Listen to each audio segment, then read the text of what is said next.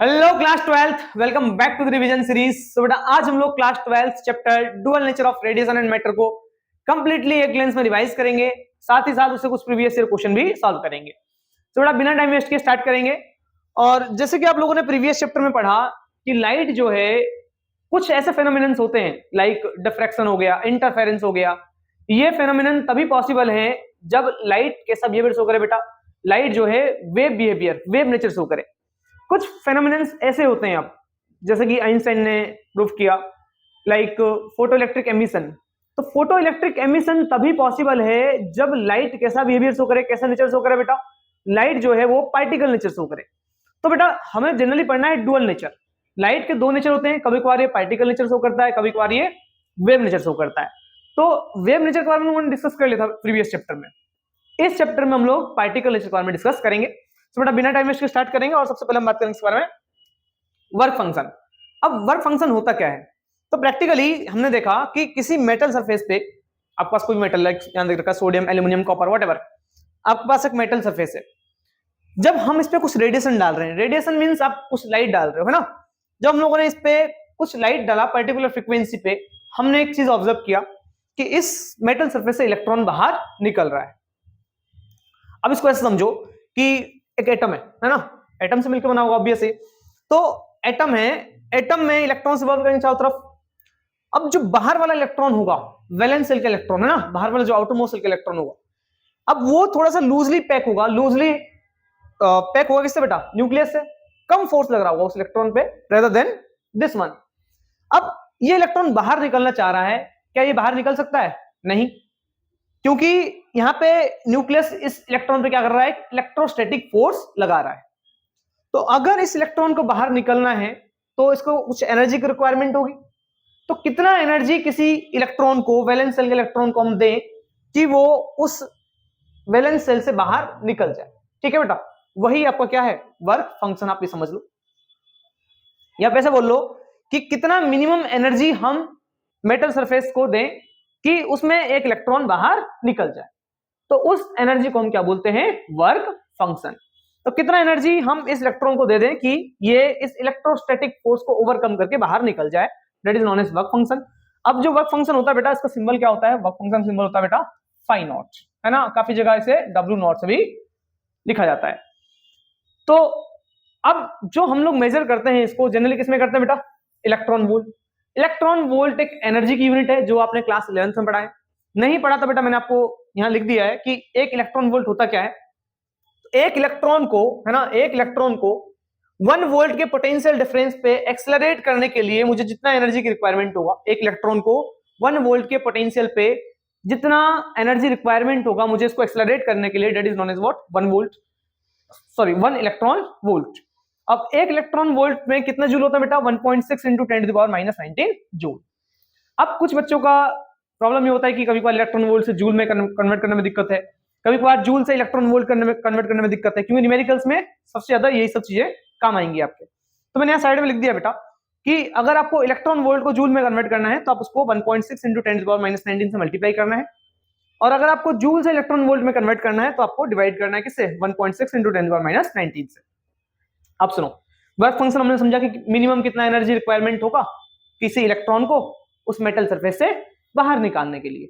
अब जो different metals होंगे वो सभी इलेक्ट्रॉन्स अलग अलग एनर्जी के साथ, अलग अलग फोर्स के साथ, है ना, अट्रैक्ट हो रहे होंगे न्यूक्लियस के थ्रू, न्यूक्लियस की तरफ, सॉरी। तो सभी मेटल्स का जो वर्क फंक्शन होगा वो भी क्या होगा, डिफरेंट होगा। अब फर्दर हम लोग नेक्स्ट बात करेंगे इलेक्ट्रॉन एमिशन। जो इलेक्ट्रॉन एमिशन होगा, जो इलेक्ट्रॉन हमारा बाहर निकलेगा, ठीक है, वो कितने तरीके के होते हैं। तो पहला बेटा है आपका थर्मोआयनिक एमिशन। थर्मोआयनिक एमिशन का मतलब कि थर्मल हीट। जो इलेक्ट्रॉन, देखो आपका अल्टीमेट एम क्या है, आपको इलेक्ट्रॉन को बाहर निकालना है। इलेक्ट्रॉन को बाहर निकालने के लिए एनर्जी देना है। अब एनर्जी आप अलग अलग तरीके से दे सकते हो, जरूरी थोड़ी कि आप उसको लाइट डाल के ही दो, है ना। हीट करूंगा, हीट से भी इस इलेक्ट्रॉन को एनर्जी मिलेगा, बाहर निकल जाएगा। तो जो हीट की वजह से इलेक्ट्रॉन बाहर निकलेगा उसमें क्या बोलेंगे बेटा, थर्मोआयनिक एमिशन। सेकंड, फोटोइलेक्ट्रिक एमिशन क्या होगा, लाइट के थ्रू, है ना, लाइट रेडिएशन डलने पे अगर कोई इलेक्ट्रॉन सरफेस से बाहर निकलता है उसमें क्या बोलते हैं बेटा, फोटोइलेक्ट्रिक एमिशन। और हमें इस चैप्टर में क्या पढ़ना है, हमें इस चैप्टर में फोटोइलेक्ट्रिक एमिशन के बारे में ही ज्यादा पढ़ना है। Next, field emission. External electric field में अगर क्या करें, किसी मेटल सरफेस को रख दिया जाए तो उसमें से इलेक्ट्रॉन बाहर निकल जाता है ना। तो जनरली आपसे पूछा जाएगा सिर्फ ये फोटोइलेक्ट्रिक एमिशन, क्योंकि हमें चैप्टर में इसी बारे में पढ़ना है, तो आगे डिस्कस करेंगे। अब फोटो इलेक्ट्रिक इफेक्ट क्या होता है बेटा, है ना, इफेक्ट क्या होता है बेटा। अब मान लो कि आपके पास मेटल सरफेस है, अब इस मेटल सरफेस पे आप रेडिएशन को इंसिडेंट कर रहे हो, तो इससे इलेक्ट्रॉन बाहर निकलेगा। तो ये वो फेनोमेना है जिसमें आप रेडिएशन डालो किसी मेटल सरफेस पे और वहां से इलेक्ट्रॉन बाहर निकल जाए, तो इसी फेनोमेना को हम क्या बोलते हैं बेटा, फोटो इलेक्ट्रिक इफेक्ट, है ना। लिखा हुआ है the phenomena of emission of electron from the metal surface when the radiation of suitable frequency fall on them। अब यहां पे एक चीज आपको ये समझना है कि हर एक फ्रीक्वेंसी के रेडिएशन पे इलेक्ट्रॉन बाहर नहीं निकलेगा, कुछ पर्टिकुलर फ्रीक्वेंसी के बियॉन्ड ही इलेक्ट्रॉन बाहर निकलेगा। उसको ऑल्दो हम आगे पढ़ेंगे कि सभी इलेक्ट्रॉन्स मतलब सभी फ्रीक्वेंसी पे इलेक्ट्रॉन बाहर नहीं निकलेगा बेटा, इसको ध्यान रखना है। फर्दर जो इलेक्ट्रॉन बाहर निकलेगा उसको हम लोग किस नाम से जानेंगे, फोटो इलेक्ट्रॉन। अब इलेक्ट्रॉन अगर बाहर निकला है तो इलेक्ट्रॉन के फ्लो होने से क्या होगा बेटा, इलेक्ट्रॉन के फ्लो होने से करंट फ्लो होगा, और तो फोटो इलेक्ट्रॉन की वजह से जो करंट फ्लो होगा उसे हम क्या बोलेंगे, फोटो इलेक्ट्रिक करंट। होप बेटा आपको समझ में आ रहा होगा। आगे बढ़ेंगे और यहां से आपका जो है इंपॉर्टेंट पार्ट शुरू होता है चैप्टर का, experimental study of photo electric effect. अब हमने यहां क्या करा है कि आप मान लो आपके पास ये एक्सपेरिमेंटल सेटअप है जहां पे हम लोगों ने एक ट्यूब लिया है। अब इस ट्यूब के अंदर एक तरफ हम लोगों ने मेटल सरफेस डाला बेटा, ये आपका है मेटल सरफेस, और इसको हम लोगों ने किससे कनेक्ट कर रखा है, एक बैटरी से कनेक्ट कर दिया है। अब यहां पे कम्यूटेटर है, मतलब हम लोग जो है स्विच कर सकते हैं, मतलब जो पोटेंशियल हम दे रहे हैं उसके टर्मिनल्स को, पॉजिटिव टर्मिनल को निगेटिव टर्मिनल को हम चेंज कर सकते हैं, ठीक है। अब आगे समझेंगे। सबसे पहले हम पढ़ेंगे इसके बारे में कि effect of intensity of light of photo electric current. अभी मैंने आपको समझाया फोटो इलेक्ट्रिक करंट क्या होगा, फोटो इलेक्ट्रिक करंट क्या होगा, जब लाइट रे आप डालोगे, इंसिडेंट करोगे तो वहां से इलेक्ट्रॉन बाहर निकलेगा। अब जब इलेक्ट्रॉन का मोशन होगा तो क्या होगा, इसमें करंट फ्लो होगा। तो रेडिएशन डाला, इलेक्ट्रॉन बाहर निकला, इलेक्ट्रॉन के फ्लो होने से क्या हुआ, इसमें करंट प्रोड्यूस हुआ, उसको हम बोलते हैं फोटो इलेक्ट्रिक करंट। अब इस फोटो इलेक्ट्रिक करंट का इंटेंसिटी से क्या रिलेशन है, सबसे पहले आप ये समझो इंटेंसिटी क्या होता है। अभी एक ट्यूबलाइट है मान लेते हैं, है ना, इसे मान लेते हैं 10,000 रेज मेरे पे अभी गिर रहे हैं। अब यहां पे अगर मैं 10 ट्यूबलाइट कर दूं तो नंबर ऑफ रेज बढ़ जाएंगे बेटा। तो इंटेंसिटी का मतलब कि पहले जो लाइट डाल रहा था अब ज्यादा लाइट उस पर डालना है, ठीक है बेटा। तो अब मैं अगर किसी मेटल सरफेस पे पहले कम लाइट डाल रहा था ना, 4 लाइट रेज मान लेते हैं, है ना, डाल रहा था, तो यहां से कुछ इलेक्ट्रॉन बाहर निकल रहे थे। अगर मैं इसकी इंटेंसिटी बढ़ा दूं तो ऑब्वियस है कि ज्यादा लाइट डालेंगे, ज्यादा सरफेस एरिया कवर करेंगे, तो ज्यादा इंटेंसिटी बढ़ाने से क्या होगा, अब ज्यादा इलेक्ट्रॉन बाहर निकलेंगे, ठीक है। तो नंबर ऑफ फोटो इलेक्ट्रॉन्स जो एमिट होगा वो डिपेंड करेगा किसके ऊपर, इंटेंसिटी के ऊपर।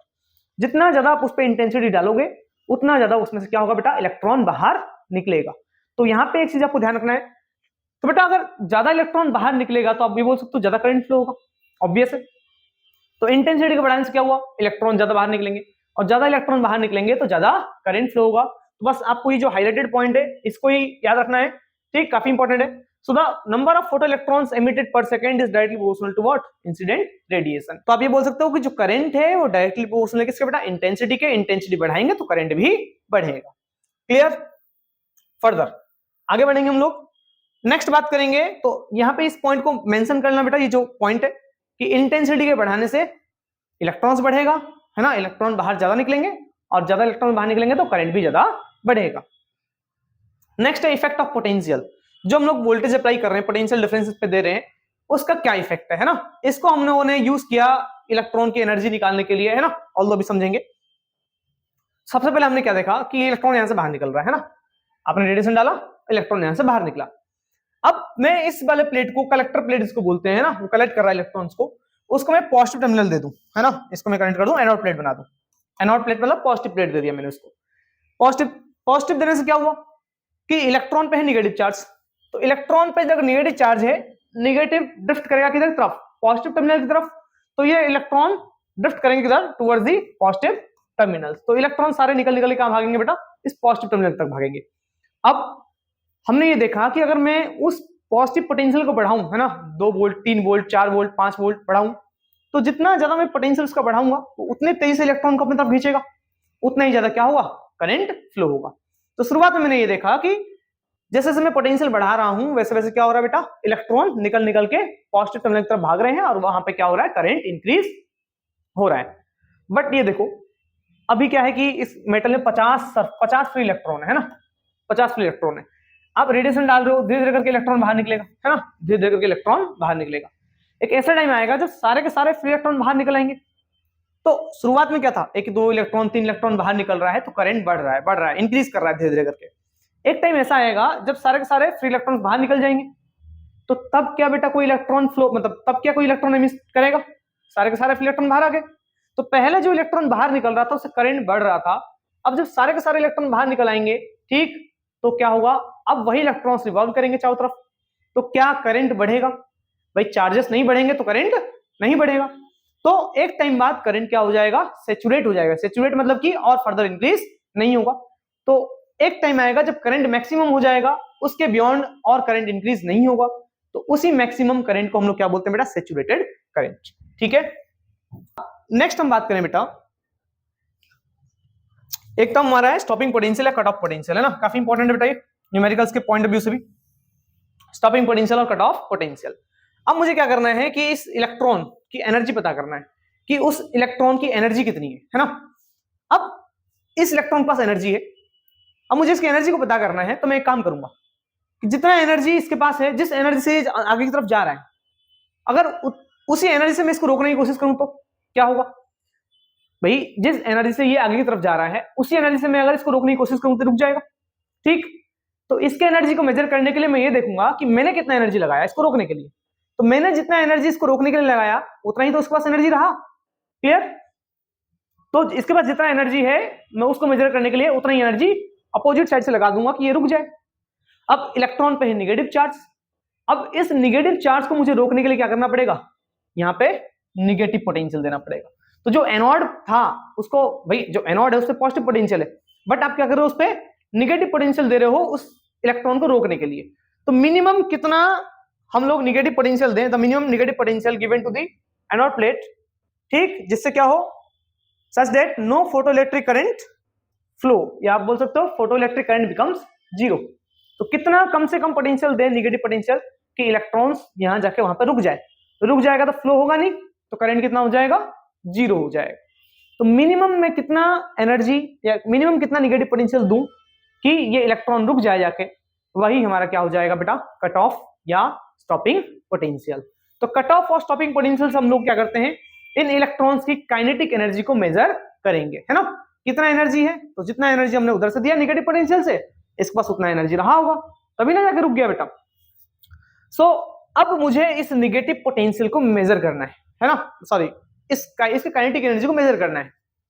तो काइनेटिक एनर्जी जो है, मैक्सिमम काइनेटिक एनर्जी इलेक्ट्रॉन की कितनी होगी, तो काइनेटिक एनर्जी उतनी होगी जितना मैंने यहां से एनर्जी दिया होगा इसको रोकने के लिए। तो इलेक्ट्रॉन इनिशियली जिस काइनेटिक एनर्जी से बाहर निकला था, जितना एनर्जी था, वहां आते आते उसकी एनर्जी जीरो हो गया। ठीक है, अब जो जीरो एनर्जी हुआ, क्यों हुआ, क्योंकि सेम एनर्जी से मैंने इसको रोका अपोजिट डायरेक्शन से। तो that is equal to what, eV naught. आपको पता है कि जो इलेक्ट्रॉन वोल्ट होता है वो क्या होता है, एनर्जी की यूनिट है। तो कितना मैंने निगेटिव पोटेंशियल दिया, वी नॉट, है ना, स्टॉपिंग पोटेंशियल, निगेटिव पोटेंशियल दिया इलेक्ट्रॉन को रोकने के लिए, that is known as what, applied energy. तो जो के मैक्स हो जाएगा वो किसके बराबर हो जाएगा बेटा, ईवी नॉट हो जाएगा। ई है चार्ज ऑन ईच इलेक्ट्रॉन, है ना, 1.6 × 10⁻⁻19 coulomb into V naught stopping potential, कि मैंने कितना पोटेंशियल दिया उसको रोकने के लिए। ठीक है बेटा, तो ये काफी इंपॉर्टेंट फॉर्मूला है, K max is equal to eV naught, और काइनेटिक एनर्जी जो होगा उसको हम ऐसे लिखते हैं बेटा, half mv², velocity of electron जिस वेलोसिटी से आगे तरफ जा रहा है, is equal to eV naught. ये यहाँ पे वेलोसिटी है बेटा, v यहाँ पे वेलोसिटी, यहाँ v stopping potential. I hope clear है बेटा आपको। नेक्स्ट, तो इफेक्ट ऑफ पोटेंशियल क्लियर हो गया आपको। तो पोटेंशियल के इफेक्ट हमने समझा। तो पहला हमने पढ़ा सैचुरेशन करंट क्या होता है, और सबसे पहले सॉरी इंटेंसिटी, इंटेंसिटी के बढ़ाने से क्या होगा, इलेक्ट्रॉन ज्यादा निकलेंगे तो करंट बढ़ेगा। तो करंट सिर्फ और सिर्फ एक ही चीज के ऊपर डिपेंड करेगा, दैट इज इंटेंसिटी। इंटेंसिटी बढ़ाओगे करंट बढ़ेगा, इंटेंसिटी घटाओगे करंट घटेगा, obvious. Next, effect of potential, potential का क्या इफेक्ट है, तो पोटेंशियल का इफेक्ट ये है कि हम लोग उसके एनर्जी को मेजर कर सकते हैं कि कितना एनर्जी वो इलेक्ट्रॉन अपने साथ कैरी करके ले जा रहा है, काइनेटिक एनर्जी, जो कितना था बेटा, half mv² is equal to eV naught. ठीक है, सेकंड, सैचुरेशन करंट कितना होता है, सैचुरेशन करंट सॉरी क्या होता है बेटा, कि सैचुरेशन करंट मैक्सिमम करंट होता है, मैक्सिमम फोटोइलेक्ट्रिक करंट जो उसमें फ्लो हो सकता है, that is known as saturation current. उसके बाद कोई फोटोइलेक्ट्रॉन बाहर नहीं निकलेगा, है ना, तभी करंट हमारा सैचुरेटेड होगा। Next term that is effect of frequency. Frequency का बेटा क्या इफेक्ट होता है, अब सुनो। आइंस्टाइन के अकॉर्डिंग जो रेडिएशन आ रहा है बेटा, वो रेडिएशन अपने साथ क्या लेके आता है, एनर्जी लेके आता है। इलेक्ट्रॉन मेटल सरफेस से तभी बाहर निकल पाएगा, भाई आप ये समझो इलेक्ट्रॉन बाहर क्यों निकल रहा है, क्योंकि इसको एनर्जी मिल रहा है, और ये एनर्जी लेके कौन आ रहा है बेटा, रेडिएशन। तो रेडिएशन अपने साथ एनर्जी लेके आता है, वो एनर्जी कितना होता है बेटा, होता है एच न्यू। एच तो हमारा प्लैंक्स कांस्टेंट, न्यू है फ्रीक्वेंसी। तो मतलब एनर्जी जो है वो सिर्फ और सिर्फ डिपेंड किस पे करता है बेटा, फ्रीक्वेंसी पे। तो ज्यादा फ्रीक्वेंसी ज्यादा एनर्जी। तो अगर मैं हायर फ्रीक्वेंसी का रेडिएशन डालूंगा तो ज्यादा एनर्जी मिलेगा किसको, इलेक्ट्रॉन को बाहर निकलने के लिए। ठीक है, अब हम लोग ये समझेंगे कि फ्रीक्वेंसी का क्या इफेक्ट है ना। अभी यही चीज हम लोग पढ़ रहे हैं किसमें, ग्राफिकल सॉरी एक्सपेरिमेंटल स्टडी कर रहे हैं कि यही सेटअप चल रहा है आपका। अब मैं क्या करूंगा, यहां पे जो लाइट डाला था, यहां पे जो लाइट डाला था उसकी इंटेंसिटी तो सेम रखूंगा। इंटेंसिटी सेम मतलब कि भाई जितने 10 लाइट रे डाल रहा था मैं 10 ही लाइट रे डालूंगा। बट अब क्या होगा, अब मैं यहाँ पे जो लाइट डाल रहा हूं उसकी फ्रीक्वेंसी चेंज करूंगा। पहले रेड लाइट डाल दूंगा, मान लेते हैं ना, मैं एग्जांपल दे रहा हूँ, रेड लाइट की फ्रीक्वेंसी अलग होती है ना, वायलेट ग्रीन सबकी अलग अलग होती है। मैं अलग अलग फ्रीक्वेंसी अब डाल के देखूंगा। तो हमने प्रैक्टिकली देखा कि अलग अलग फ्रीक्वेंसी पे, जैसे मान लेते हैं पहला हमने कोई लाइट डाला है ना, फर्स्ट लाइट में देखा हमने कि मुझे इस इलेक्ट्रॉन को रोकने के लिए सिर्फ और सिर्फ 2 इलेक्ट्रॉन वोल्ट का पोटेंशियल देना पड़ रहा है, निगेटिव, है ना। तो -2 इलेक्ट्रॉन वोल्ट देना पड़ रहा है स्टॉपिंग पोटेंशियल। अब एक और लाइट मैंने रिप्लेस किया, इसको हटाया और दूसरा लाइट डाल रहा हूं मैं यहाँ पे। दूसरा लाइट में मैंने देखा बेटा अलग फ्रीक्वेंसी पे, थोड़ा सा मैंने ज्यादा फ्रीक्वेंसी डाला इस बार। तो मैं क्या देख रहा हूं कि मुझे मिल रहा है -6 इलेक्ट्रॉन वोल्ट। अब मुझे ज्यादा वोल्टेज देना पड़ रहा है इसको, निगेटिव, है ना, ज्यादा स्टॉपिंग पोटेंशियल देना पड़ेगा इसको रोकने के लिए। तो अगर ज्यादा आपको स्टॉपिंग पोटेंशियल लगाना पड़ रहा है, इसका मतलब क्या है बेटा, जो इलेक्ट्रॉन बाहर निकल के आ रहा है उसकी एनर्जी अब बढ़ चुका है, तभी ना आपको ज्यादा पोटेंशियल देना पड़ रहा है। ज्यादा एनर्जी क्यों बढ़ा, क्योंकि बाहर से आपने रेडिएशन की एनर्जी को इंक्रीज कर दिया, क्योंकि फ्रीक्वेंसी आपने इंक्रीज किया। तीसरा केस, मैंने और ज्यादा फ्रीक्वेंसी डाला, तो और ज्यादा हाई फ्रीक्वेंसी पे मैंने क्या ऑब्जर्व किया, अब मुझे पहले से ज्यादा स्टॉपिंग पोटेंशियल देना पड़ रहा है। तो आप ये देख रहे हो कि रेडिएशन आप जब डाल रहे हो तो उससे क्या हो रहा है, अब अगर रेडिएशन की फ्रीक्वेंसी आप बढ़ा रहे हो तो मुझे यहां पे स्टॉपिंग पोटेंशियल ज्यादा देना पड़ रहा है। तो रेडिएशन जो आप डाल रहे हो उसकी फ्रीक्वेंसी ज्यादा होने से क्या हुआ, जो इलेक्ट्रॉन बाहर निकल के जा रहा है उसकी एनर्जी इंक्रीज हो रही है, तभी आपको ज्यादा पोटेंशियल देना पड़ रहा है उस इलेक्ट्रॉन को रोकने के लिए इधर। ठीक है, तो फ्रीक्वेंसी से हम क्या ऑब्जर्व कर रहे हैं, हमने यही ऑब्जर्व किया फ्रीक्वेंसी से कि हमने क्या किया, 3 फ्रीक्वेंसी ली, ν3, ν2, ν1, है ना, 3 अलग अलग फ्रीक्वेंसी। देखो यहां पे मैंने इंटेंसिटी सेम रखा है ना, यहां पे इस केस में क्या है, इंटेंसिटी सेम है, इंटेंसिटी में कोई चेंज नहीं है, इंटेंसिटी में कोई चेंज नहीं, मैंने सिर्फ फ्रीक्वेंसी चेंज किया। तो देखो पहले वाली ये वाली सबसे ज्यादा फ्रीक्वेंसी की ν3, फिर ν2, फिर ν1। अगर इंटेंसिटी सेम है तो आपको पता है कि सैचुरेशन करंट भी सेम होगा। भाई करंट किस पे डिपेंड करता है, इंटेंसिटी के ऊपर। तो अगर तीनों लाइट की इंटेंसिटी सेम है तो तीनों ही केस में इलेक्ट्रॉन बराबर निकलेंगे, तो तीनों के लिए करंट तो सेम होगा। देखो सैचुरेशन करंट, देखो तीनों ही केस में क्या होगा, करंट एक टाइम बाद सारे के सारे जब इलेक्ट्रॉन बाहर निकल जाएंगे तो सेम हो जाएगा सबके लिए। देखो तीनों के लिए करंट सेम हो गया, यहाँ पे ये सैचुरेशन करंट आपका, है ना, तीनों के लिए करंट सेम है, बट तीनों ही केस में देखो स्टॉपिंग पोटेंशियल अलग अलग है। तो जो आपका ज्यादा फ्रीक्वेंसी वाला है उसका स्टॉपिंग पोटेंशियल क्या बेटा, ज्यादा है, जो कम फ्रीक्वेंसी का है उसका स्टॉपिंग पोटेंशियल क्या बेटा, कम। तो जो स्टॉपिंग पोटेंशियल है वो फ्रीक्वेंसी पे कुछ इस तरह से डिपेंड कर रहा है। ठीक है बेटा, तो आया समझ। तो इसका मतलब हम लोगों ने एक कंक्लूजन ये निकाला कि जो हम लाइट डाल रहे हैं अगर उसकी फ्रीक्वेंसी बढ़ाएंगे तो हम क्या देख रहे हैं कि इलेक्ट्रॉन की एनर्जी इंक्रीज हो रहा है। बस इतना ही आपको इससे कंक्लूड करना है। तो इफेक्ट ऑफ फ्रीक्वेंसी हमने क्या देखा, the value of stopping potential, है ना, डिफरेंट फॉर डिफरेंट फ्रीक्वेंसी, अलग अलग फ्रीक्वेंसी पे अलग अलग स्टॉपिंग पोटेंशियल है। दूसरा, stopping potential increases with increase in the frequency, जितना ज्यादा फ्रीक्वेंसी बढ़ाओगे ज्यादा फ्रीक्वेंसी पे ज्यादा स्टॉपिंग पोटेंशियल मिलेगा आपको। Third, greater is the value of frequency greater is the maximum kinetic energy. जो पॉइंट हाईलाइटेड है बस उनको पढ़ लो। Greater is the retarding potential. Retarding potential का मतलब बेटा कट ऑफ पोटेंशियल या स्टॉपिंग पोटेंशियल ही होता है ना। तो आप चाहो किसी से भी इसको रिप्रेजेंट कर सकते हो। तो ये कह रहा है कि ज्यादा काइनेटिक एनर्जी होगा किसके, भाई ज्यादा काइनेटिक एनर्जी है किसके लिए, ज्यादा फ्रीक्वेंसी के लिए। Greater is the value of frequency, जिसकी फ्रीक्वेंसी ज्यादा होगी उतने ज्यादा उस पे इलेक्ट्रॉन पे क्या होगा, एनर्जी होगा। तो काइनेटिक एनर्जी ज्यादा कब, जब फ्रीक्वेंसी ज्यादा हो। ऑब्वियस बेटा, आपको मैंने समझाया, फ्रीक्वेंसी अगर बढ़ाओगे तो एनर्जी बढ़ेगा। बस इससे आपको इतना ही समझना है ना। पूरा कंक्लूजन वही है, फ्रीक्वेंसी बढ़ाएंगे तो क्या होगा, फ्रीक्वेंसी बढ़ाने से एनर्जी बढ़ेगा।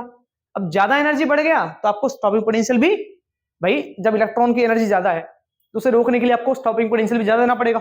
ऑब्वियस है, ज्यादा फ्रीक्वेंसी पे ज्यादा स्टॉपिंग पोटेंशियल। क्लियर।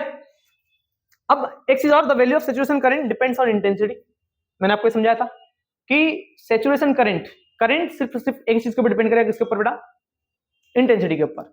तो सैचुरेशन करंट डिपेंड करेगा इंटेंसिटी पे, but independent of the frequency. अब फ्रीक्वेंसी अलग अलग है, लेकिन तीनों केस में सैचुरेशन करंट क्या है बेटा, सेम है, क्योंकि तीनों ही केस में इंटेंसिटी सेम था। फ्रीक्वेंसी के अलग अलग होने से क्या होगा, फ्रीक्वेंसी के अलग अलग होने से भाई वो करंट के इंटेंसिटी पे कोई फर्क, करंट के सैचुरेशन पे कोई फर्क नहीं डालेगा। इंटेंसिटी जो है आप समझ लो सिर्फ डिपेंड करेगा किस पे, सॉरी करंट जो है डिपेंड करेगा सिर्फ और सिर्फ इंटेंसिटी पे, और करंट फ्रीक्वेंसी पे डिपेंड नहीं करेगा। ठीक है, सिंपल। आगे बढ़ेंगे। Frequency versus stopping potential graph for two different metals A and B.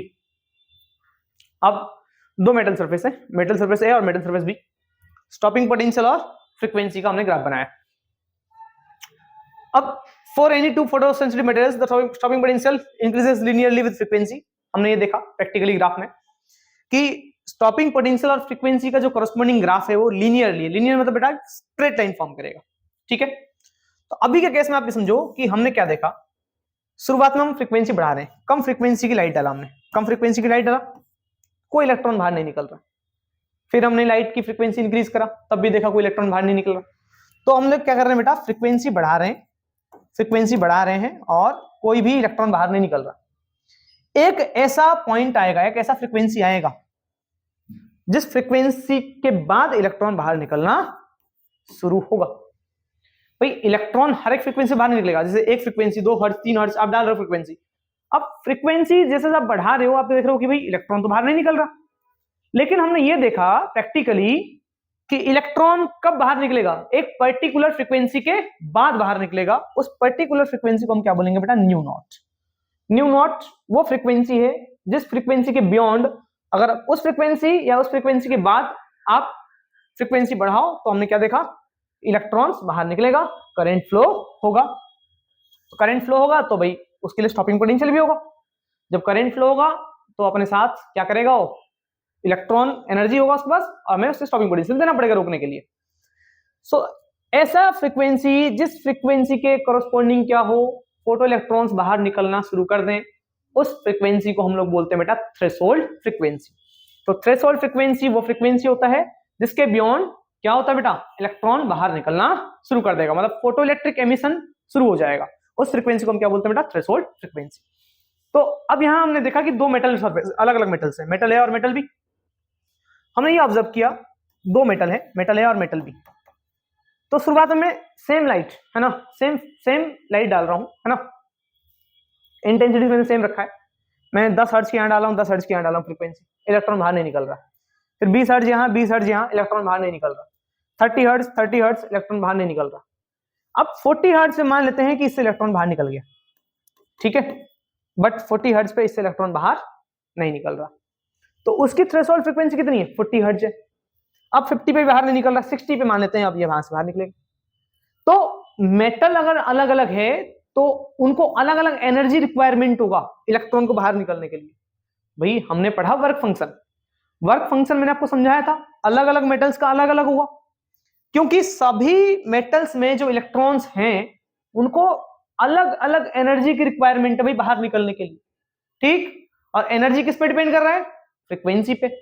तो अगर फ्रीक्वेंसी, अगर एनर्जी अलग अलग है तो उसकी थ्रेशोल्ड फ्रीक्वेंसी भी क्या होगा, अलग अलग होगा, क्योंकि एनर्जी डिपेंड करता है फ्रीक्वेंसी पे। तो यहां पे फ्रीक्वेंसी 60 हर्ट्ज वो मान लेते हैं। तो दो मेटल सरफेस है, अलग अलग मेटल्स हैं तो हमने ये ऑब्जर्व किया कि दोनों की थ्रेशोल्ड फ्रीक्वेंसी अलग अलग है, मतलब दोनों में ही अलग अलग एनर्जी रिक्वायरमेंट होगा इलेक्ट्रॉन को बाहर निकलने के लिए। तो मेटल ए का मान लेते हैं थ्रेशोल्ड फ्रीक्वेंसी कम है ना, वहां पे जल्दी इलेक्ट्रॉन फोटो इलेक्ट्रॉन एमिशन शुरू हो जाएगा। लेकिन मेटल बी सरफेस में क्या हो रहा है बेटा, वो थोड़ा सा आप ये देख रहे हो कि हाई फ्रीक्वेंसी पे इलेक्ट्रॉन्स बाहर निकलेगा, मतलब वहां पे इलेक्ट्रॉन्स टाइटली है ना, ज्यादा स्ट्रांगली बाउंड होंगे किससे, न्यूक्लियस से, तब इलेक्ट्रॉन जल्दी बाहर नहीं निकल पा रहा। ठीक, तो इन दोनों केस में क्या होगा, किसका जो है थ्रेशोल्ड फ्रीक्वेंसी ज्यादा होगा बेटा, थ्रेशोल्ड फ्रीक्वेंसी ज्यादा है मेटल बी का। अभी बताओ वर्क फंक्शन किसका ज्यादा होगा, भाई जिस एनर्जी कितना होता है भाई, वर्क फंक्शन तो एक एनर्जी है, एनर्जी कितना होता है एच न्यू, भाई हमने अभी पढ़ा जो एनर्जी होता है वो क्या होता है बेटा, एच न्यू। तो वर्क फंक्शन भी तो एक एनर्जी है, तो H Planck's constant, new not threshold frequency. तो जिसका थ्रेशोल्ड फ्रीक्वेंसी ज्यादा है ना, तो अब ये समझो भाई इससे इलेक्ट्रॉन क्यों नहीं निकल रहा बाहर जल्दी, क्योंकि मुझे ज्यादा एनर्जी देना पड़ रहा है इस इलेक्ट्रॉन को बाहर निकालने के लिए, और जितना ज्यादा हम एनर्जी देंगे वही हमारा ज्यादा वर्क फंक्शन होगा। तो इस केस में वर्क फंक्शन इसका ज्यादा होगा, मेटल बी का वर्क फंक्शन ज्यादा है, क्यों, क्योंकि थ्रेशोल्ड फ्रीक्वेंसी ज्यादा है। तो आप साइड में एक चीज नोट कर लेंगे कि जिसका थ्रेशोल्ड फ्रीक्वेंसी ज्यादा होगा बेटा उसका वर्क फंक्शन भी ज्यादा होगा। ठीक है, सिंपल। अब आगे बढ़ा जाए, थ्रेशोल्ड फ्रीक्वेंसी मैंने आपको समझा दिया कि मिनिमम कितना फ्रीक्वेंसी रिक्वायरमेंट हो कि इलेक्ट्रॉन मेटल सरफेस से बाहर निकल जाए, that is known as threshold frequency. So बेटा नेक्स्ट हम बात करेंगे laws of photoelectric emission. Photoelectric emission के कुछ लॉज होते हैं जो फटाफट देखेंगे। मैंने आपको समझाया था थ्रेशोल्ड फ्रीक्वेंसी है, थ्रेशोल्ड फ्रीक्वेंसी पे इलेक्ट्रॉन बाहर निकलेगा, ठीक, उससे कम फ्रीक्वेंसी पे इलेक्ट्रॉन बाहर नहीं निकलेगा। नेक्स्ट हमारा है नंबर ऑफ फोटो इलेक्ट्रॉन्स जो है वो डायरेक्टली प्रोपोर्शनल किसके बेटा, डायरेक्टली प्रोपोर्शनल होंगे किसके, इंटेंसिटी के। ज्यादा इंटेंसिटी ज्यादा इलेक्ट्रॉन बाहर निकलेंगे, ज्यादा करंट बनेगा, ऑलरेडी पढ़ा चुका हूं सब चीज। नेक्स्ट मैक्सिमम काइनेटिक एनर्जी किसके ऊपर डिपेंड करेगा, सिर्फ और सिर्फ फ्रीक्वेंसी पे। काइनेटिक एनर्जी सिर्फ और सिर्फ डिपेंड करता है फ्रीक्वेंसी पे, जो हमने पढ़ा उसका एक जो है एक ग्लेंस में हम लोग देख रहे हैं चीजों को। Photoelectric emission is an instantaneous process, और कम से कम 10 to the power minus second इतने टाइम पे इलेक्ट्रॉन बाहर निकल जाता। सोचो लाइट डाला और 1 सेकंड, समझ रहे हो 10 पावर माइनस 9, कितना कम टाइम होगा ये, कितने कम टाइम पे, मतलब ये इंस्टेंटेनियस प्रोसेस है, इलेक्ट्रॉन तुरंत बाहर निकल जाएगा। नेक्स्ट क्वेश्चन, अब दो मेटल सरफेस है बी और ए, आपको बताना है क्या वर्क फंक्शन किसका ज्यादा है। तो मैंने आपको थोड़ी देर पहले समझाया जिसका थ्रेशोल्ड फ्रीक्वेंसी ज्यादा उसका वर्क फंक्शन ज्यादा होगा। तो यहाँ पे आपको दिख रहा है कि मेटल ए में इलेक्ट्रॉन जल्दी बाहर निकल रहा है तो उसकी थ्रेशोल्ड फ्रीक्वेंसी कम, तो वर्क फंक्शन कम। दूसरा मेटल बी की, बी क्या है, मेटल ए का क्या है, मेटल ए का थ्रेशोल्ड फ्रीक्वेंसी ज्यादा है, तो मेटल ए का अगर थ्रेशोल्ड फ्रीक्वेंसी ज्यादा है तो इसका वर्क फंक्शन भी ज्यादा होगा। सो बेटा आगे बढ़ेंगे हम, नेक्स्ट बात करेंगे आइंस्टाइन फोटोइलेक्ट्रिक इक्वेशन, काफी इंपॉर्टेंट बेटा। न्यूमेरिकल के चांसेस होते हैं कि मतलब देखो न्यूमेरिकल्स ऑब्वियस है कि यहीं से आएगा या तो डी ब्रोगा हाइपोथेसिस से आएगा, इसके अलावा और कुछ नहीं। फटाफट आगे बढ़ेंगे बेटा।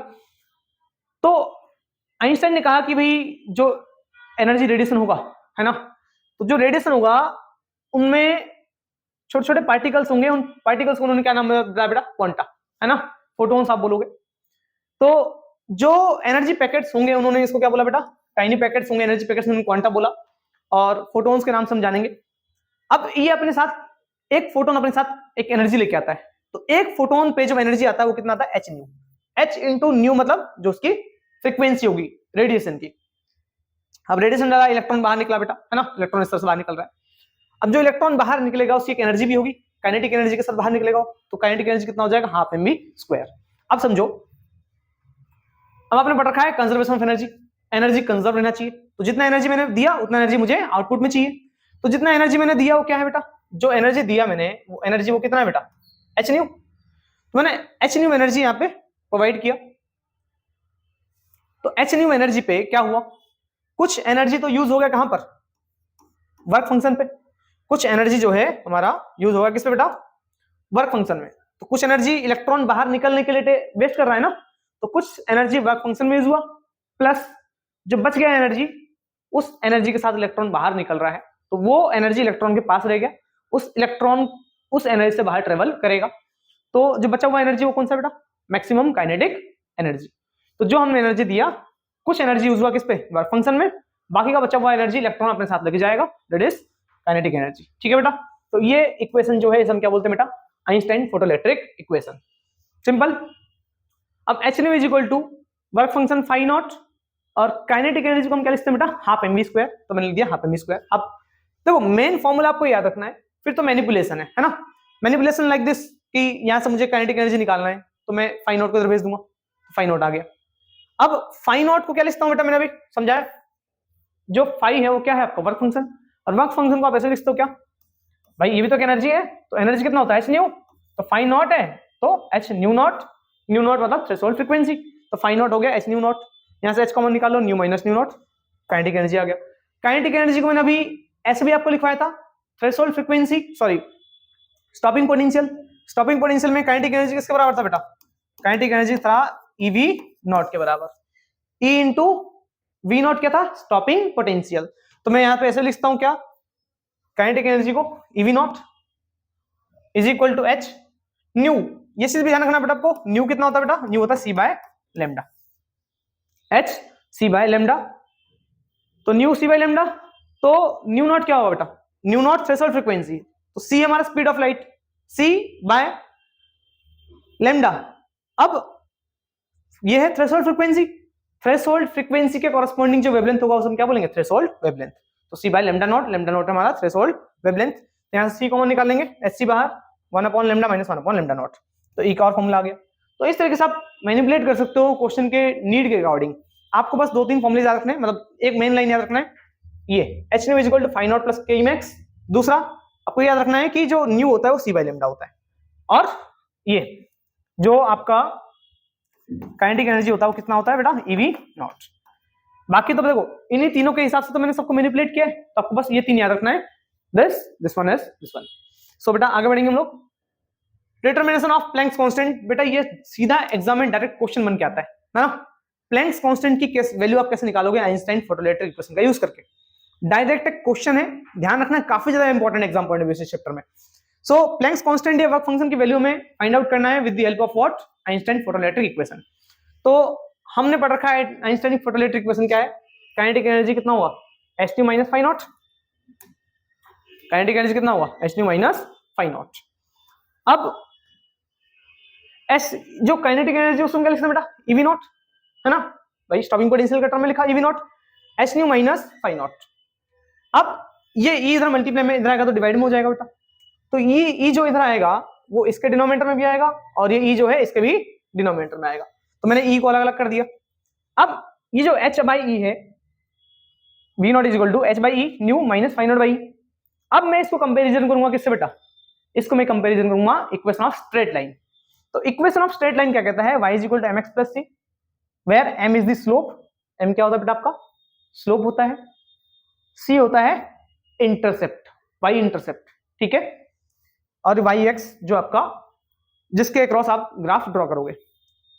तो यहां पे आपको दिख रहा है y एक्सिस में मैं क्या रखूंगा, स्टॉपिंग पोटेंशियल, तो देखो y एक्सिस ये है, इसमें मैंने स्टॉपिंग पोटेंशियल को प्लॉट किया, mx, तो x में x यहाँ पे किसको रिप्रेजेंट कर रहा है बेटा, यहाँ पे जो x है वो रिप्रेजेंट कर रहा है आपको क्या, x रिप्रेजेंट कर रहा है फ्रीक्वेंसी को, y रिप्रेजेंट कर रहा है स्टॉपिंग पोटेंशियल को। तो जो आपका x है वहां पे फ्रीक्वेंसी डाला मैंने, x यहाँ पे क्या डाला मैंने, x एक्सिस में मैंने फ्रीक्वेंसी डाला है, ठीक है। c इंटरसेप्ट हो गया, जो उसको y एक्सिस पे काटेगा अभी मैं बताऊंगा। तो यहां से मैं बात करूं, देखो आपको ये भी समझाया गया था कि जो फ्रीक्वेंसी और स्टॉपिंग पोटेंशियल का ग्राफ होता है वो लीनियरली वेरी करता है ना, अभी हमने पीछे पढ़ा। तो वी नॉट शुरुआत में क्या था, आप फ्रीक्वेंसी बढ़ा रहे हो, कोई भी लाइट कोई भी इलेक्ट्रॉन बाहर नहीं निकल रहा, एक ऐसा फ्रीक्वेंसी आएगा उसे हम बोलेंगे थ्रेशोल्ड फ्रीक्वेंसी, है ना, जिस पे इलेक्ट्रॉन बाहर निकलना शुरू हो जाएगा। तो अब इस फ्रीक्वेंसी के बाद इलेक्ट्रॉन बाहर निकलेगा तो वहां पे स्टॉपिंग पोटेंशियल भी होगा, तो स्टॉपिंग पोटेंशियल ऐसे वेरी कर रहा है, ठीक है। अब मुझे क्या करना है, मुझे स्टॉपिंग पोटेंशियल प्लैंक्स कांस्टेंट की वैल्यू निकालना है, h की वैल्यू निकालना है। तो इसको करूंगा क्या मैं, अब ये मान लेते हैं जो एंगल बना रहा है दैट इज व्हाट थीटा, है ना, ये थीटा एंगल है, और ये थीटा क्या होता है बेटा, स्लोप ही तो होता है। स्लोप किस हम बोलते हैं बेटा, स्लोप बोलते हैं इस थीटा का 10 कंपोनेंट, 10 थीटा, तो 10 थीटा हमारा स्लोप होता है। अब यहां देखो ये हमारा m स्लोप है, तो y is equal to m क्या है बेटा हमारे पास, m है h बाई, फिर x, फिर c हमारा लास्ट वाला होगा। तो जो स्लोप है हमारा वो क्या है बेटा, स्लोप हमारा h बाई ई, स्लोप हमारा क्या है बेटा h बाई ई, और c हमारा ये हो गया। तो जो स्लोप आया वो कितना है बेटा, स्लोप ऑफ क्या है h बाई ई, है ना, h हमारा प्लैंक्स कांस्टेंट है, और मुझे इसी की वैल्यू निकालना है ना, तो मैं क्या करूंगा, इसको क्रॉस मल्टीप्लाई कर दूंगा, स्लोप के नीचे है 1, है ना, क्रॉस मल्टीप्लाई करो यहाँ पे, तो h को इधर ले आओ और इस स्लोप को उधर e से मल्टीप्लाई कर दो, तो h is equal to e into slope of h nu graph, ठीक है ना, वी नॉट न्यू ग्राफ। तो जो स्लोप आएगा वो कितना आएगा, h कितना आएगा, e इंटू स्लोप आप कैसे निकालोगे, इस थीटा से निकालोगे, थीटा मतलब tan थीटा, है ना। तो इस तरीके से आपको क्या मिलेगा बेटा, इस तरीके से आपको प्लैंक्स कांस्टेंट की वैल्यू मिलेगा। क्लियर, सेम इट इज लिख देना, आपको एग्जाम में पूरे नंबर मिल जाएंगे। नेक्स्ट प्लैंक्स कांस्टेंट के बाद हमें वर्क फंक्शन निकालना है। वर्क फंक्शन क्या होता है बेटा, अब वर्क फंक्शन हम ऐसे निकालेंगे, सी होता है वाई इंटरसेप्ट। वाई इंटरसेप्ट मतलब कि इस लाइन को अगर मैं पीछे बढ़ाऊं तो ये वाई एक्सिस को कहां काटेगा, वाई एक्सिस मतलब ये वाला एक्सिस को कितना नीचे काट रहा है, यहां काट रहा है बेटा, इस पॉइंट पे कट कर रहा है, तो यही हमारा वर्क फंक्शन होगा, इसको हम लोग वाई इंटरसेप्ट होगा, सॉरी, तो ये हमारा वाई इंटरसेप्ट है जहां वो कट कर रहा है, तो ये जो वाई इंटरसेप्ट आया वो कितना है, माइनस फाइव नॉट बाई, तो माइनस फाइव नॉट बाई यहां लिखा हुआ बेटा। अब जो आपको वाई इंटरसेप्ट आया वो कितना आया, minus five not by, cross multiply करो, मुझे फाइव नॉट चाहिए, फाइव नॉट मतलब वर्क फंक्शन, तो फाइव नॉट कितना हो जाएगा, ई को हम लोग वाई इंटरसेप्ट से मल्टीप्लाई कर देंगे, तो ई इंटू वाई इंटरसेप्ट। जैसे अगर ग्राफ में गिवन होगा क्वेश्चन, है ना, सेम ये ग्राफ दे दिया मैंने आपको और ये लाइन है, और यहाँ आके मैं बोल दे रहा हूँ ये क्या बेटा, ये आपका है 2, ठीक है, 2 वोल्ट है ना, मान लो 2 वोल्ट है। अब ये 2 वोल्ट होने का मतलब क्या है, आपको वाई इंटरसेप्ट मिल गया 2 वोल्ट, तो वाई इंटरसेप्ट आपको पता है 2 इनटू ई क्या है, चार्ज ऑन ईच इलेक्ट्रॉन, वो आपको पता है 1.6 इंटू 10⁻⁹ मल्टीप्लाई कर दोगे आपको क्या मिल जाएगा, वर्क फंक्शन मिल जाएगा। क्लियर, सिंपल सा गेम है। तो होप आप लोगों को समझ में आ रहा होगा। अब हम लोग आगे बढ़ेंगे, काफी ज्यादा important exam point of view से डायरेक्ट 3 नंबर का क्वेश्चन उठ के आता है, ठीक है, आगे बढ़ेंगे। Next, failure of web theory. Web theory बेटा फेल क्यों हुआ, वेब थ्योरी फेल होने का मेन रीजन क्या है, तो वेब थ्योरी के अकॉर्डिंग क्या था कि ये कहता है कि इलेक्ट्रॉन जो है ना बाहर जो निकलेगा वो सिर्फ और सिर्फ इंटेंसिटी पे डिपेंड करेगा, है ना, इंटेंसिटी बढ़ाएंगे तो इलेक्ट्रॉन जल्दी बाहर निकलेगा। अब प्रैक्टिकली ये देखा गया, हमने क्या पढ़ा, इंटेंसिटी बढ़ाओ, सॉरी गलत हो गया बेटा, ठीक है, तो वेब थ्योरी के अकॉर्डिंग क्या था, इंटेंसिटी के बढ़ाने से क्या होगा, इंटेंसिटी को बढ़ाने से जो फोटो इलेक्ट्रॉन है उनकी एनर्जी बढ़ जाएगी। लेकिन हमने क्या पढ़ा बेटा अभी कि जो एनर्जी है वो इंटेंसिटी पे डिपेंड नहीं करेगा, एनर्जी डिपेंड करेगा फ्रीक्वेंसी पे, जितना ज्यादा फ्रीक्वेंसी उतना ज्यादा एनर्जी, तो इसलिए ये थ्योरी गलत हो गया। दूसरा ये था कि इन्होंने बताया था कि जो इलेक्ट्रॉन बाहर निकलेगा, है ना, ऑर्डर इलेक्ट्रिक एमिशन जो होगा वो किससे होगा बेटा, वो सभी फ्रीक्वेंसी पे होगा। उन्होंने ये बता दिया था कि कोई भी फ्रीक्वेंसी डाल दो इलेक्ट्रॉन बाहर निकलेगा, बट प्रैक्टिकली हमने क्या देखा, हर एक फ्रीक्वेंसी पे इलेक्ट्रॉन बाहर नहीं निकल रहा, कुछ पर्टिकुलर फ्रीक्वेंसी पे वो बाहर निकलेगा, उस फ्रीक्वेंसी को थ्रेशोल्ड फ्रीक्वेंसी बोलते हैं, तो हर एक फ्रीक्वेंसी बाहर नहीं निकलेगा, तो इसलिए दूसरा गलत हो गया। तीसरा इनके अकॉर्डिंग जो था, इन्होंने जो थेसिस दिया था अपना, उसके अकॉर्डिंग इलेक्ट्रॉन जो बाहर निकलेगा ना वो एक इंस्टेंटेनियस प्रोसेस नहीं होना चाहिए था। उनके थेसिस के अकॉर्डिंग क्या था कि इलेक्ट्रॉन जो है वो, वेब थ्योरी के थेसिस के अकॉर्डिंग इलेक्ट्रॉन जो बाहर निकलेगा उसको टाइम लगना चाहिए था, बट हम प्रैक्टिकली क्या देख रहे हैं, ये एक इंस्टेंटेनियस प्रोसेस है, तो ये कुछ फेलियर था बेटा, पढ़ लेना बाकी चीजें, और जो जो हाईलाइट कर रखा है बस मैं लिख लेना, बस एग्जाम पॉइंट ऑफ व्यू से इंपॉर्टेंट है उतना ही। सो नेक्स्ट हमारा जो है प्रॉपर्टीज ऑफ फोटोन्स, तो मेनली बेटा 2 प्रॉपर्टी इंपॉर्टेंट आपको ध्यान रखना है कि जब फोटोन्स एक मीडियम से दूसरे मीडियम में जाएगा तो उसके एनर्जी में कोई चेंज नहीं आएगा, मतलब उसके फ्रीक्वेंसी में कोई चेंज नहीं आएगा जब फोटोन्स एक मीडियम से दूसरे मीडियम में जाएगा।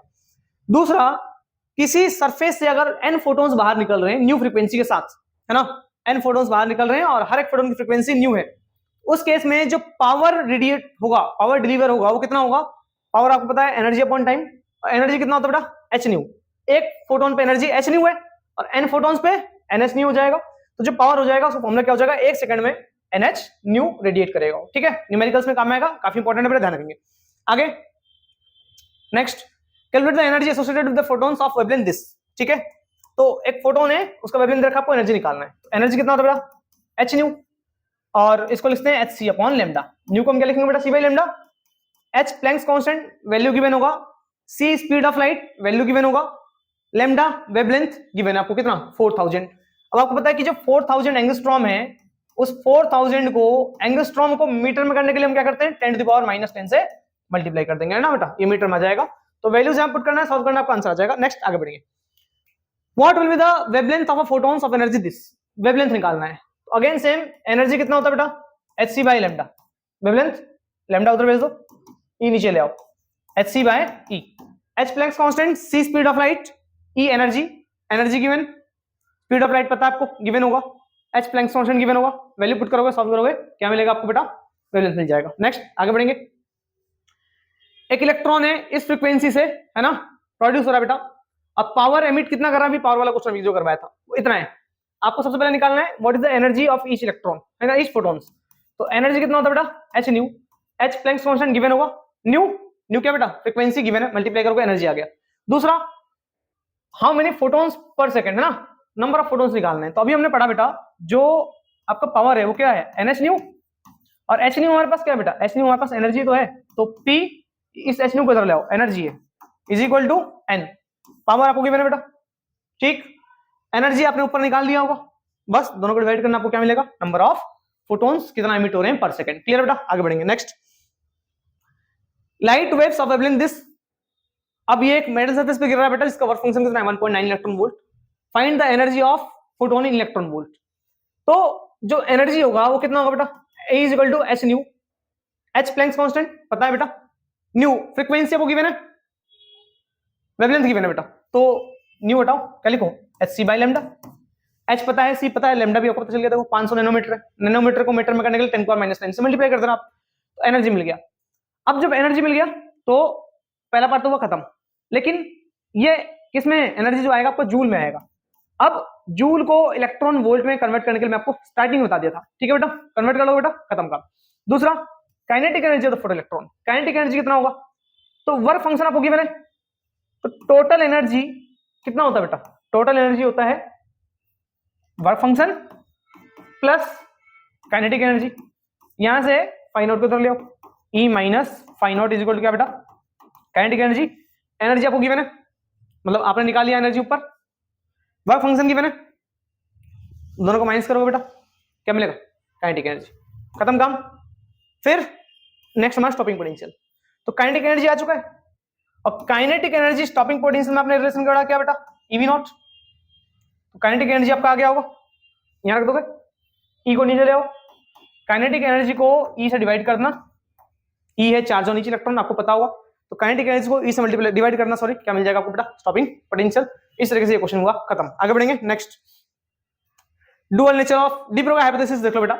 डी ब्रोगा हाइपोथेसिस ये कहता है कि अभी हमने समझा कि जो वेव्स होंगे, वेव्स अपने साथ क्या करते हैं, छोटे छोटे पार्टिकल को एसोसिएट करते हैं और उन पार्टिकल्स को बोलते हैं फोटोन्स, है ना। तो वेव्स के साथ क्या होता है बेटा, वेव्स के साथ फोटोन्स एसोसिएट होता है। अब जो आपका डी ब्रोगा है उन्होंने ये बोला कि अगर वेव्स के साथ पार्टिकल एसोसिएट हैं, छोटे छोटे पार्टिकल्स तो नेचुरल ऑफ सिमेट्री उन्होंने कॉन्सेप्ट दिया, उसके अकॉर्डिंग तो छोटे छोटे पार्टिकल्स होते हैं, इसका जस्ट अपोजिट होगा, मतलब कि अगर रेडिएशन में मैटर्स क्या कर रहा है, मैटर है, तो इसका मतलब कि जो मैटर होगा वो छोटे छोटे मैटर्स भी क्या करेंगे, अपने साथ वेव्स को एसोसिएट करेंगे। छोटे छोटे पार्टिकल्स को उन्होंने बोला लाइक कौन कौन सा बेटा, इलेक्ट्रॉन है, प्रोटॉन है ना, तो इलेक्ट्रॉन, प्रोटॉन, न्यूट्रॉन्स, जो बहुत छोटे छोटे पार्टिकल्स हैं, ये भी क्या करेंगे, अपने साथ वेव्स को एसोसिएट करेंगे, है ना, इनके साथ भी वेव्स होगा। क्लियर है बेटा। और उन वेव्स को उन्होंने नाम दिया मैटर वेव्स, है ना, या डी ब्रोगाई वेव्स। तो डी ब्रोगाई वेव्स क्या है बेटा, छोटे छोटे पार्टिकल्स होंगे, इलेक्ट्रॉन, प्रोटॉन, न्यूट्रॉन्स, जो अगर मोशन में होंगे, तो अगर वो मोशन में है तो उनके साथ एक वेव एसोसिएट होगा, उस वेव्स को हम क्या बोलेंगे बेटा, डी ब्रोगाई वेव्स या मैटर वेव्स। क्लियर है। अब आपने पढ़ा कि जो वेव्स है वो वेव्स जो है अपने साथ क्या एनर्जी कैरी करता है, तो वेव्स एनर्जी कैरी करता है, E equal to H nu. और आइंस्टाइन ये कहते हैं कि भाई जो पार्टिकल है, छोटा सा पार्टिकल होगा, उसके वो भी तो एनर्जी एसोसिएट करेगा, तो एनर्जी कितना हो जाएगा, mc²। अब ये दोनों एनर्जी आपस में क्या होंगे बेटा, इक्विवेलेंट। तो यहां से हम कंपेयर करेंगे, h new equal to mc², यहां से न्यू को c बाई लेमडा लिखेंगे, c से स्क्वायर कट गया, अब लेमडा उधर भेजेंगे, mc इधर ले आएंगे, ठीक है बेटा। तो lambda is equal to h by mc। तो m मास, c क्या है, वेलोसिटी तो है, mass into velocity is known as what, momentum. तो लेमडा आ जाएगा h बाय p। ये आपका जो लेमडा होता है वो किसका होता है, डी ब्रोगा वेवलेंथ। काफी जगह लेमडा डी भी लिखा होता है, डी ब्रोगा वेवलेंथ का फॉर्मूला बेटा h बाई p।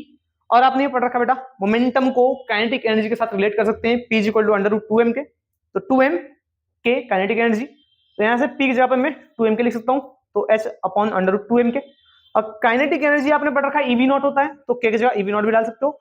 तो ये डी ब्रोगाई का फॉर्मूला आ गया। यहां से भी न्यूमेरिकल्स बनते हैं बेटा, काफी ज्यादा इंपॉर्टेंट है कॉन्सेप्ट, तो फॉर्मूले याद रखेंगे, सीधा डी ब्रोगाई वेव क्वेश्चन पाएंगे।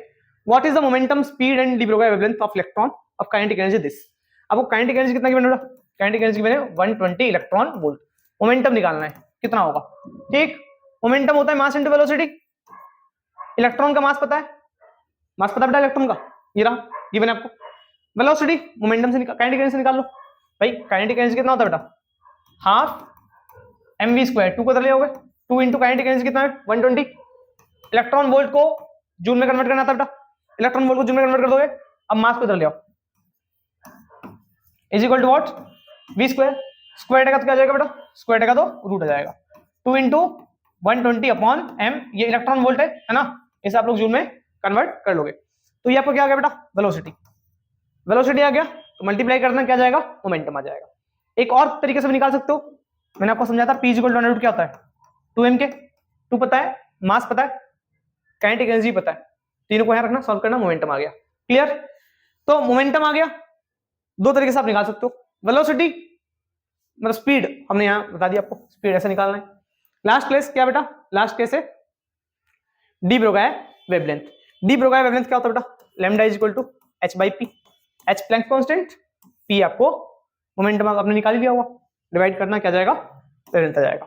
तो इस तरीके से बेटा ये चैप्टर हुआ समाप्त, बाकी बातें हम करेंगे नेक्स्ट वीडियो में।